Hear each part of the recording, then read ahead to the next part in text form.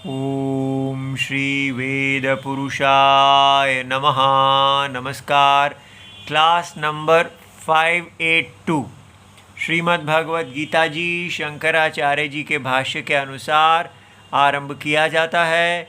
ओम श्री सीता रामचंद्राभ्याम नमः। नमो गुरुभ्यः। ओम अथ काल देवता श्री विक्रमी संवत 2082 श्रावण शुक्ल पक्षः चतुर्दशी शुक्रवारः उत्तराषाढ़ा नक्षत्रम् उत्तरायणं वर्षर्तुः। ओम तत्सत्। श्री शंकराचार्याय गुरवे नमः। आरुरुक्षोर्मुनेर्योगं कर्म कारणमुच्यते योगारूढ़स्य तस्यैव शमः कारणमुच्यते। अध्याय नंबर 6 और श्लोक नंबर 3। पुस्तक है Gita Press Gorakhpur, book number 10, Shankaracharya ji के भाष्य वाली भगवत गीता जी। अच्छा जी, तो कल हमने शांति पर्व, ये जो इस श्लोक के भाष्य के अंत में भगवान ने महाभारत के शांति पर्व में ये जो श्लोक कहा है, हमने इस सारे के सारे अध्याय को पढ़कर इस कथा को सुना और इस कथा ने तो मुझे पूरा दिन इतना गहरा चिंतन कराया कि बड़ी कृपा है भगवान की। क्या कहा गया वहाँ पर? वहाँ भगवान ने ये दिखाया कि कैसे एक पुत्र ने अपने पिताजी के साथ क्या बात की। देखिए हमारा कैसा देश है। पिताजी क्या थे? कर्मी। कर्मी कौन होता है? कर्मी वो होते हैं जो वेद के बताए हुए जो वर्णाश्रम धर्म है उसके अनुसार जीते हैं। तो पुत्र ने पिताजी से पूछा कि मृत्यु सदा मनुष्य के पीछे लगी रहती है, तो उसको क्या उपाय करना चाहिए, किस प्रकार धर्म का पालन करना चाहिए। तो पिताजी ने तो सामान्य बताया कि पहले व्यक्ति ब्रह्मचर्य व्रत करे, वेदाध्ययन करे और उसके बल पे फिर वो गृहस्थ आश्रम में जाए और वहाँ पर अपने पितरों से उन्नृण होने के लिए सब कार्य करे। गृहस्थ गार्हस्थ्य अग्नि इत्यादि को रक्षा करे, जो उसका कुल धर्म है वो करे, फिर वानप्रस्थ धर्म में जाए और फिर मौन होके सन्यासी हो जाए। तो उन्होंने क्रम से अपने वर्ण के अनुसार आश्रम धर्म का पालन करने का उपदेश किया। ये बहुत बड़ी बात थी कि आप अपने स्वधर्म का पालन, वर्णाश्रम धर्म का पालन, वेदोक्त धर्म का पालन, अपने यज्ञ का निर्वाह कर रहे हैं। लेकिन बेटे ने, पुत्र ने एक जो बात कही कि मृत्यु, क्या जो आप कर रहे हैं पिताजी, क्या ये मृत्यु को टाल देगा? सदा मृत्यु अपना काम कर रही है और ये मृत्यु किसी क्षण किसी को भी प्राप्त निगल सकती है। इसके अंदर कोई दया नहीं है। कोई कम आयु वाला है, कोई अधिक आयु वाला है, कोई बलशाली है, कुछ भी है, कोई भी वो मृत्यु के मुंह के अंदर बैठा है, उसका मुंह बस बंद हुआ कि हुआ। अब आप देखिए, आपके साथ यमराज बैठे हो सदा सदा, किसी क्षण वो आपको उठा सकते हैं। आप भोजन कर रहे हैं तो वो आपके साथ बैठे हैं, सामने लड्डू जलेबी इत्यादि बढ़िया आपका पकवान है, लेकिन साथ में यमराज बैठे हैं, तो कैसे खाएंगे? ठीक है, स्त्रियों में मोहित हो रहे हैं और साथ में यमराज बैठे हैं, बड़ी बड़ी इलेक्शन जीतना चाहते हैं, पैसा कमाना चाहते हैं, सब जो जो हम माया मृगों के पीछे भागना चाहते हैं, और साथ में यमराज बैठे हैं, आए हुए हैं आपको लेने के लिए। नहीं नहीं, अभी कहाँ, यही हमारा मोह है। पुत्र ने पिताजी से यही कहा कि मृत्यु हर क्षण वही है। आजकल हम देखते हैं कि हार्ट अटैक, एक बच्चा बैडमिंटन खेल रहा है, युवा है, और एकदम एक शॉट मारता है और धड़ाम से गिर जाता है। तो केवल ये एक हेल्थ की प्रॉब्लम नहीं है, ये हर काल में ये सत्य है कि मृत्यु हर क्षण में, कितने भी आप स्वस्थ हों, कितना मेडिकल चेकअप इत्यादि करके आपको कहा जाए आप 100% स्वस्थ हैं, फिर भी मृत्यु आपके साथ रहती है। इस प्रकार जो व्यक्ति सदा मृत्यु को देखता है वो कोई नेगेटिव थिंकर नहीं होता, वो कोई पॉजिटिव थिंकर नहीं होता, वो रियल थिंकर होता है, रियलिटी में रूटेड है। मृत्यु एक सत्य है।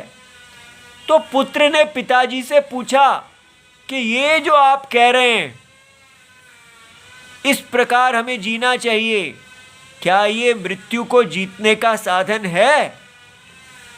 और पिताजी ने पुत्र की बात सुननी आरंभ की, क्योंकि ये जो आप कर्म कर रहे हैं इससे क्या मिलेगा? अगर आपने इसको पूरा किया भी तो भी आपको पुण्य की प्राप्ति होगी, और वो पुण्य आपको फिर से उच्च गति देगा। उस उच्च गति के लिए फिर शरीर आएगा। आपने अगर देवता आदि शरीर जीत भी लिया तो क्षीणे पुण्य, पुण्य का क्षय हो जाने पर फिर आप नए शरीर को प्राप्त करेंगे। तो मृत्यु तो वही रही। ये वैदिक यज्ञ जो इतना तपस्या मांगता है, जो इतना महान है, आप ब्राह्मण धर्म कर रहे हैं, क्षत्रिय जो आपके कुल में आपने अपने पिता परंपरा से प्राप्त किया है, वर्ण और आश्रम धर्म का पालन कर रहे हैं, ये इतनी बड़ी तपस्या है, लेकिन ये तपस्या भी मृत्यु को नहीं जीत सकती। ये तपस्या भी आपको केवल उच्च गति दे सकती है, लेकिन मृत्यु को नहीं जीत सकती। और इससे पूर्व अकर्मी, निरग्नि, जो आजकल पूरा भारत मोह में बना हुआ है, अपने सब वैदिक कर्तव्यों को छोड़ के केवल जा रहा है क्रिकेट खेलने के लिए, केवल मैं आईआईटी में पहुंच जाऊं, मैं आईआईएम में पहुंच जाऊं, मैं विदेश में पहुंच जाऊं, मैं ऊंची नौकरियां प्राप्त कर लूं, ना कोई वैदिक कर्म नहीं। वेद को पूरी तरह छोड़ के सोच लिया है कि वेद तो एक पूजा है, बस हम अपना काम करेंगे, पूरा जीवन नौकरी करेंगे और साथ में कुछ पूजाएं आदि, धूप बत्ती आदि कुछ कर लिया करेंगे। Secular life, religious life. लेकिन हमारे वैदिक में कोई सेकुलर लाइफ है ही नहीं। गर्भाधान तक एक संस्कार है, एक विधि है, वेद विधि है, किस प्रकार स्त्री गमनम करना चाहिए।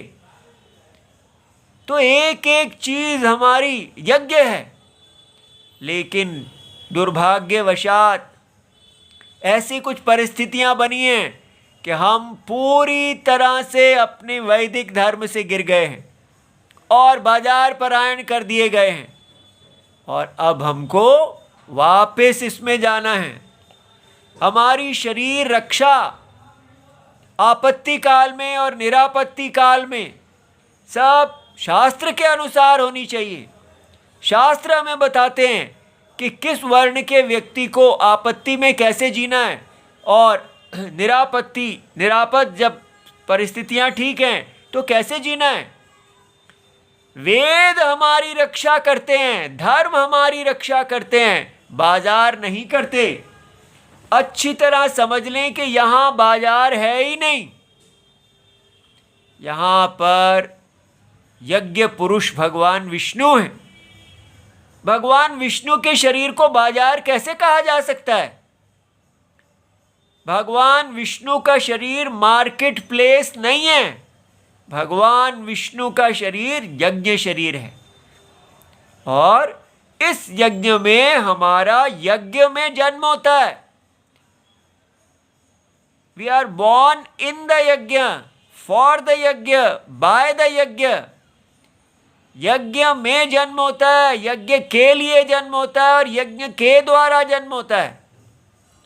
ये यज्ञ पुरुष, ये ही सब कुछ हैं, इनको नहीं छोड़ना चाहिए।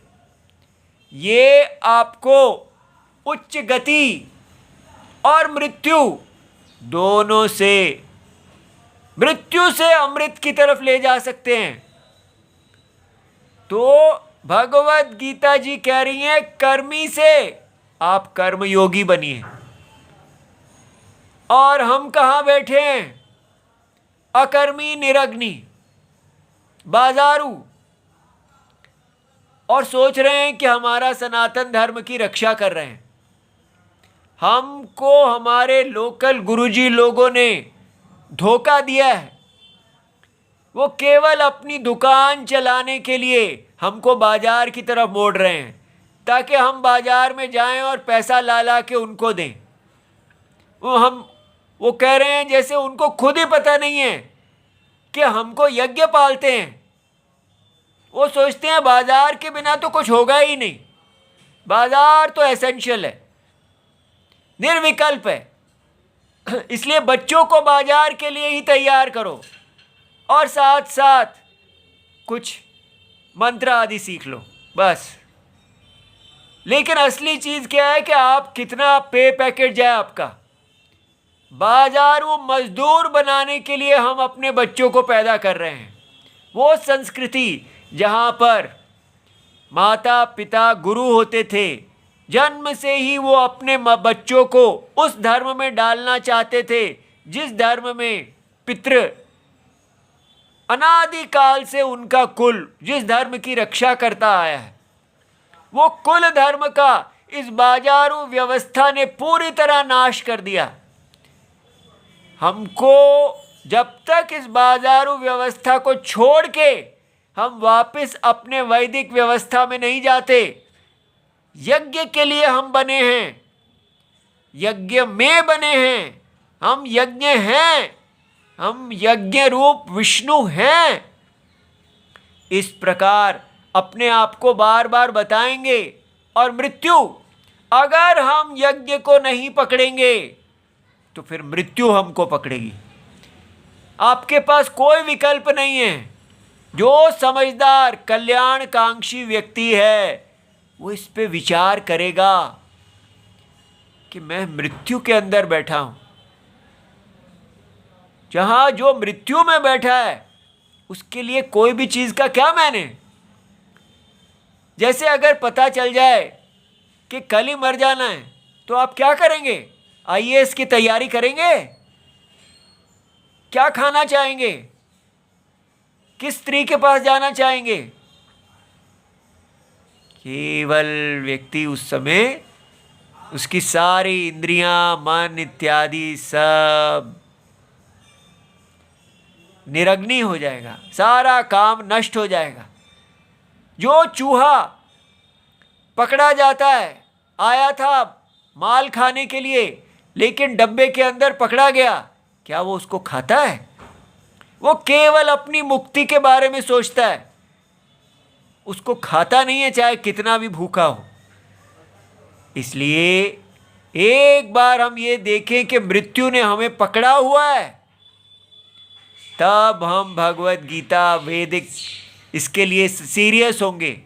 नहीं तो हम वही करेंगे जो हमारे गुरुजी लोग कर रहे हैं, बस किसी तरह धोखा दो, लिप सर्विस, बाजार सब कुछ है, साथ में वेद को जोड़ दो।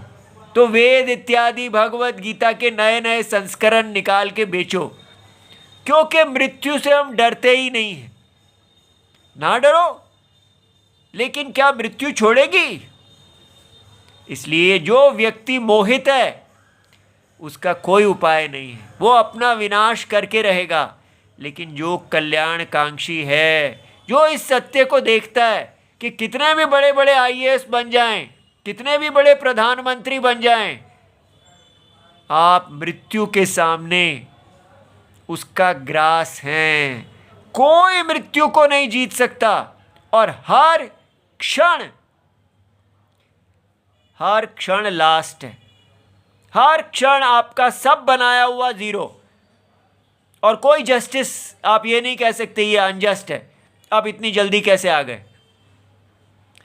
इसलिए इस मृत्यु को कल की हमारी कथा ने दिखाया। हल्का ना लें कि ये क्या बात है, मृत्यु है तो जीना ही छोड़ देंगे क्या? ठीक है, जब आएगी मृत्यु तो आएगी, लेकिन तब तक तो हम करें क्या करें? तब तक क्या करें? तब तक भोगें, तब तक मजे करें, मजों के साधन प्राप्त करें। क्यों इतना इंपॉर्टेंट है ये मजे? क्या इंपॉर्टेंट है ये वाह वाह, ये लाइक्स, नंबर ऑफ लाइक्स कितने हुए और कितने फॉलोअर्स हो गए? यही तो जीवन है ना। मूर्ख लोग होते हैं जो लाइक्स और फॉलोअर्स और सब्सक्राइबर्स को इकट्ठा करते हैं। पूरा जीवन हम यही करते हैं कि दुनिया से ताली लेने के लिए, ऊंचे पद पे बैठने के लिए, वाहवाह लेने के लिए, यू आर ग्रेट सुनने के लिए। वो सब घटिया लोगों के काम है। जो लोग विचार करते हैं वो कभी भी इस प्रकार मोह के वश में नहीं आते, और वो देखते हैं कि अगर हमारे पास अमृतत्वम, मृत्यु को जीतने का उपाय है, तो क्यों ना जीता जाए। क्यों जीवन को सदा मृत्यु के ही मुंह में रखा जाए। ये जीवन, ये शरीर आपको मृत्यु और अमृत दोनों दे सकता है, ये कल कहा था पुत्र ने। तो क्यों ना अमृत को चुना जाए। इसलिए भगवत गीता जी हमें कह रही हैं कि ये तो बहुत ही नीच लोगों का काम है, जहां दुर्भाग्य से भारत पहुंच गया है, अकर्मी, निरग्नि, पूरे वेद पद से गिरे हुए। अब हमको वाल्मीकि जी की तरह तपस्या करके वापस अपने कर्मी स्थान पे आना चाहिए, वापस अपने कुल धर्म में आना चाहिए। वो हम कैसे आएंगे? राम जी हैं ना, जगत की आत्मा तो हैं। जगत की आत्मा में जो शरण लेगा वो पवित्र हो जाएगा। हम भी देखिए यहीं से तो शुरू हुए थे, और अब हम क्या कर रहे हैं? आज राम जी की शरण लेने के कारण उनकी जो आज्ञा है उसी को, उन्हीं के दिए हुए चक्षुओं से आज ये कथा कह रहे हैं। क्यों कह रहे हैं? क्योंकि हमें राम जी की आज्ञा है। सबको, हर हिंदू को राम आज्ञा से चलना है, और राम आज्ञा से जो मिले उसमें संतोष करना है। छोड़ें ये बाजारगिरी।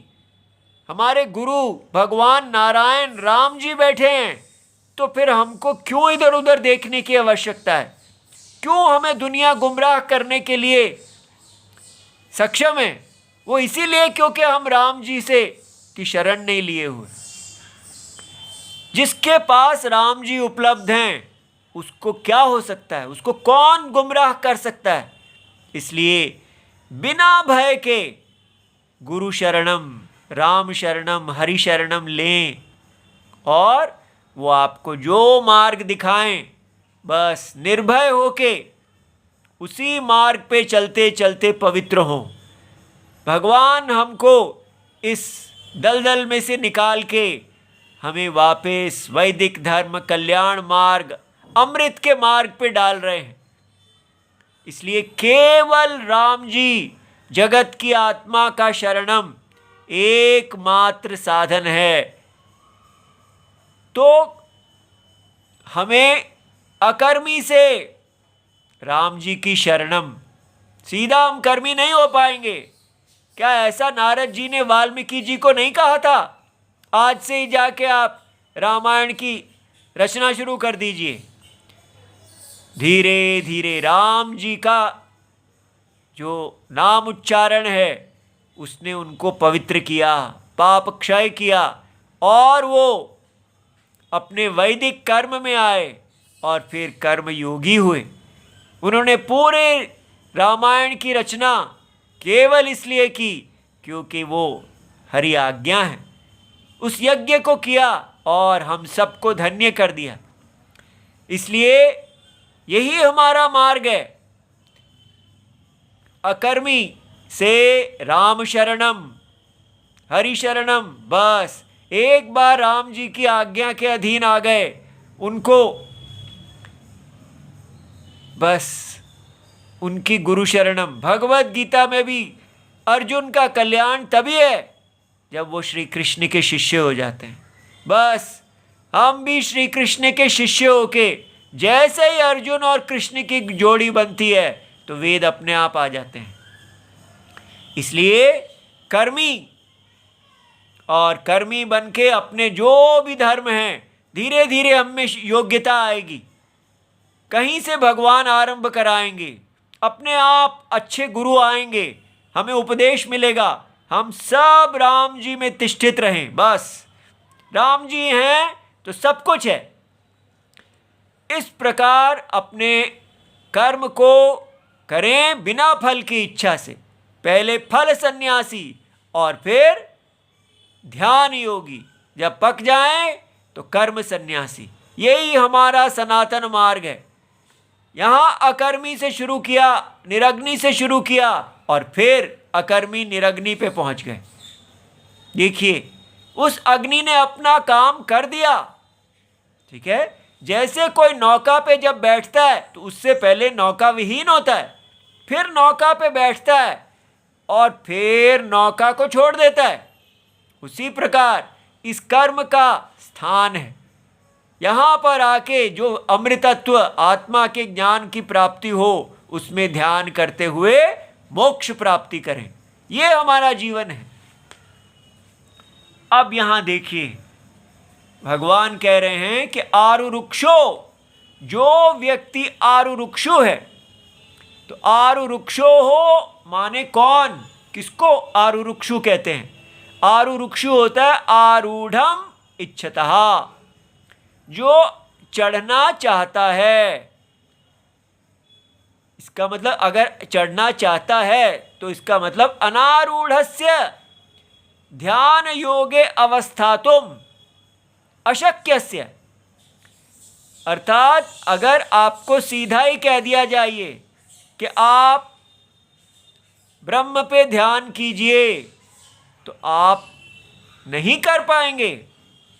मन जो है वो विषयों में ही जाएगा। आजकल ये जो बाजारू मेडिटेशन इत्यादि चल रही है, उसमें कोई ये सब बताया ही नहीं जाता कि आपका वैदिक धर्म है। कोई कर्म योग नहीं, सीधा ही कहते हैं अब आप अपने मन को ध्यानस्थ कीजिए। ये कौन सी मेडिटेशंस हैं? ये बुद्धिस्टिक मेडिटेशंस हैं। बुद्धिज्म जो है वो वैदिक धर्म के विरुद्ध खड़ा हुआ था। सबको छोड़ दो वैदिक कर्मों को और सीधा ध्यान परायण हो जाओ। और भगवत गीता यहाँ कह रही है, ध्यान योगे अवस्थातुम अशक्यस्य, कि ध्यान योग में मन को अंतरात्मा में स्थित करने के में आप अशक्त होंगे। उसी को बोलते हैं अनारूढ़।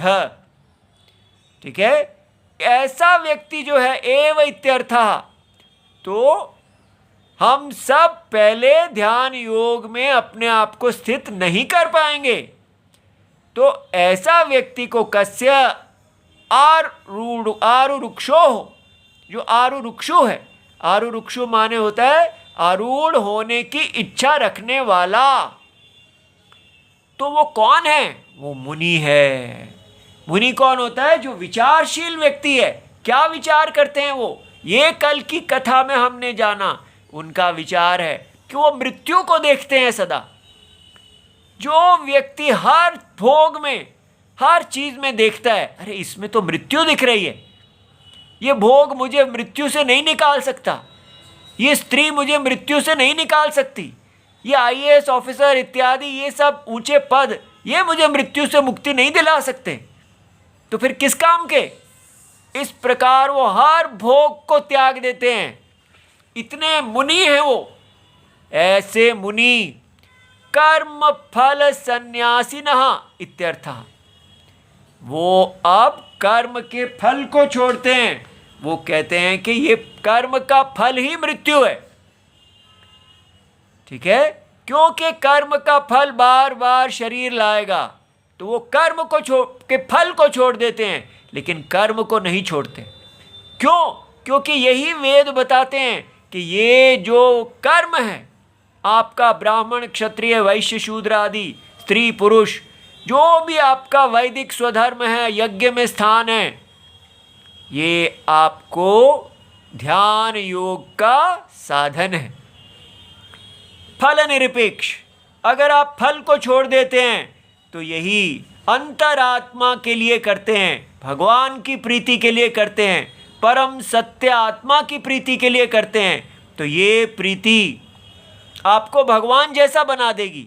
जैसे भगवान हैं उनको इस माया के अंदर कोई भी इच्छा नहीं है। ठीक है, उनका मन माया में पागल नहीं होता। भगवान अपनी लक्ष्मी के लिए पागल नहीं है, उनको कोई मोह नहीं है, वो सदा विरक्त आत्मा है।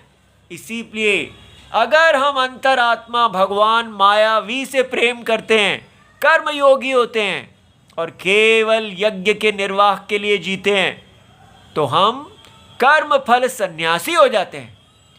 तो ऐसे जो कर्म फल सन्यासी हैं, किम आरुरुक्षो, तो वो आरुरुक्षो जो कर्म फल सन्यासी ध्यान योगी बनना चाहता है, उसके लिए योगम, उसका योग क्या है, उसका साधनम क्या है? तो कहा कर्म कारणम साधनम उच्यते। उनके लिए कर्म साधन है, कर्म नौका है जो उनको ध्यान में स्थित करेगी। इसलिए पहला गोल समझिए कि हम वैदिक कर्मों को पकड़ें, क्योंकि वैदिक कर्म साधन हैं। ठीक है, हमारा यज्ञ में स्थान साधन है। ये साधन कर्म योग कहलाता है। फल संन्यास साधन है किसका? ध्यान योग का, चित्त के समाधान का। ये फर्स्ट स्टेप है। और योगारूढ़स्य, अब जो व्यक्ति यहां से पहले कर्म योगी था, उसको योग का फल मिल गया। योगारूढ़स्य पुनः तस्यैव, उसी के लिए जो पहले कर्म योगी थे और उनको कर्म योग का फल मिल गया, उसको बोलते हैं योगारूढ़। माने योग के ऊपर चढ़ गए, योग उन्होंने प्राप्त कर लिया, चित्त का समाधान प्राप्त कर लिया। पुनः तस्यैव शमः उपशमः, माने सर्व कर्मेभ्यः निवृत्ति। अब वो अपने कर्मों को छोड़ सकते हैं, कर्म की नौका को छोड़ सकते हैं। उनके लिए कारणम है, उनके लिए साधनम है। तो ये देखिए, कर्म योगी जो है, जो चित्त मन की शांति चाहते हैं, उनके लिए कर्म साधनम है। और जिनको मन अब पूरी तरह विक्षेप रहित हो गया है, केवल आत्मा में बना रहता है, उनके लिए कर्म को छोड़ना साधन है। सर्व कर्मेभ्यः निवृत्ति कारणम।